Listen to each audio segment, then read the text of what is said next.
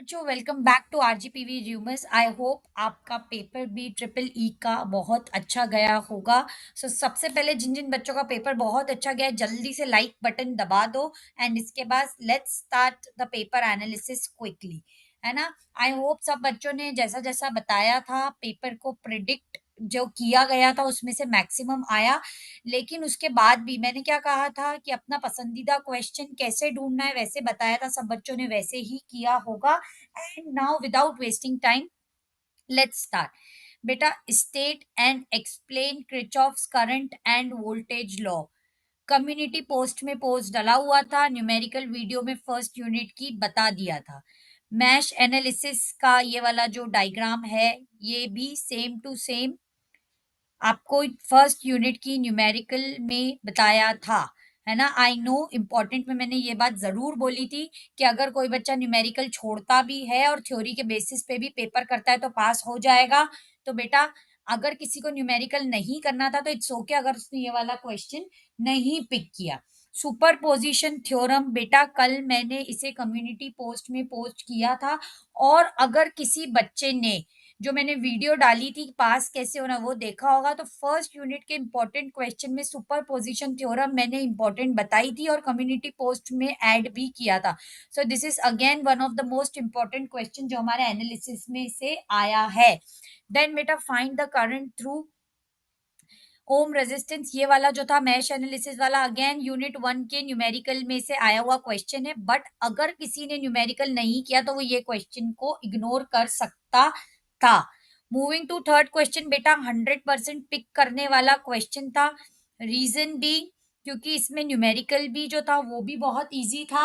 And जो ये definitions थी ये मैंने आपको डायरेक्ट बताई थी। कल आपको अगर 2024 का पेपर देखा होगा तो डेफिनेशंस को डायरेक्ट बताया था कि छोटी छोटी डेफिनेशंस जरूर से सेकेंड यूनिट में से याद कर लेना।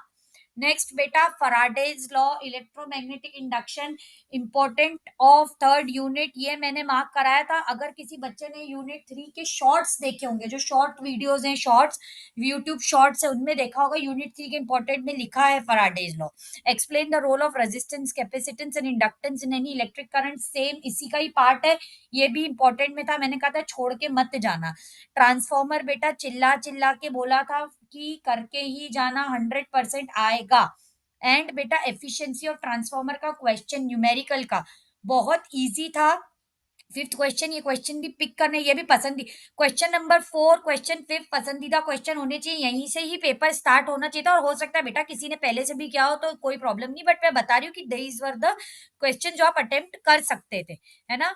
तो जो फिफ्थ यूनिट का बी पार्ट है जिसमें हमें एफिशिएंसी कैलकुलेट करनी है, तो ये वाला क्वेश्चन भी इफ यू रिमेम्बर आपको न्यूमेरिकल वीडियो में यूनिट 3 की बताया गया था। पूरे यूट्यूब पे ये क्वेश्चन कहीं नहीं था, बट मैंने न्यूमेरिकल के टाइप पे ही एफिशिएंसी करवाया था। बेटा, सब बच्चों को चिल्ला चिल्ला के बोला था कि डीसी मशीन कोई नहीं छोड़ के जाएगा। देख लिया बेटा, आ गया एक question. And three phase inductor, DC machine और थ्री फेज इंडक्टर बोला था इंपॉर्टेंट है, ये दोनों डायरेक्ट क्वेश्चन आया जो एनालिसिस किया है। वीआई कैरेक्टरिस्टिक्स ऑफ डायोड, बेटा ये बताया था सेमीकंडक्टर का क्वेश्चन, है ना। Explain the working principle of common base transistor, ये बेटा सबको बताया गया था। ट्रांजिस्टर बोला था फिफ्थ यूनिट में से करने के लिए। शॉर्ट नोट में लॉजिक गेट्स बोला था, ट्रुथ टेबल बना के आना। आरएस फ्लिप फ्लॉप अगेन बेटा इंपॉर्टेंट में से बताया था। इलेक्ट्रिक और मैग्नेटिक फील्ड को कंपेयर करना ये भी था। और बीएच कर्व बताया था इंपॉर्टेंट बेटा। एटलीस्ट ये देखो, क्वेश्चन 8 पूरा एक, क्वेश्चन 7 के दोनों पार्ट, दो ये 8 के दो क्वेश्चन, 2 3 4 5 6, ये दोनों 7 सिंगल फेज ट्रांसफार्मर, फराडेज लॉ 8, और ये डेफिनेशंस 9, और सुपरपोजिशन थ्योरम 10। सिर्फ थ्योरी थ्योरी की बात करें बेटा, 8 to 9 10 क्वेश्चंस जो है थ्योरी में से डायरेक्ट जो इंपॉर्टेंट प्रिडिक्ट किया था वहीं से ही आए। कोई भी क्वेश्चन बाहर से नहीं आया है। तो बेटा जो हम प्रिडिक्टेड वैल्यू क्वेश्चन डालते हैं, इंपॉर्टेंट मोस्ट इंपॉर्टेंट क्वेश्चन डालते हैं या ये डालते हैं कि ये क्वेश्चन आएंगे ही, इनको कर लो, ये आपको इंपॉर्टेंट बताते हैं बेटा। ये बहुत सारे पास्ट ईयर पेपर्स, बहुत सारी बुक्स, इसमें से रेफरेंस लेके एक फाइनल सेट बनता है इंपॉर्टेंट क्वेश्चन का जो मोस्ट आस्क्ड है। तो बेटा उसको लाइटली मत लिया करो, वो तो करके ही जाया करो। मतलब जो इंपॉर्टेंट बताया ना वो तो छोड़ना ही नहीं है। देख लिया 10 क्वेश्चन आ गए, मैंने कल क्या वीडियो बनाई थी, पास कैसे होना है, इसमें तो बेटा सुपर पास हो गए।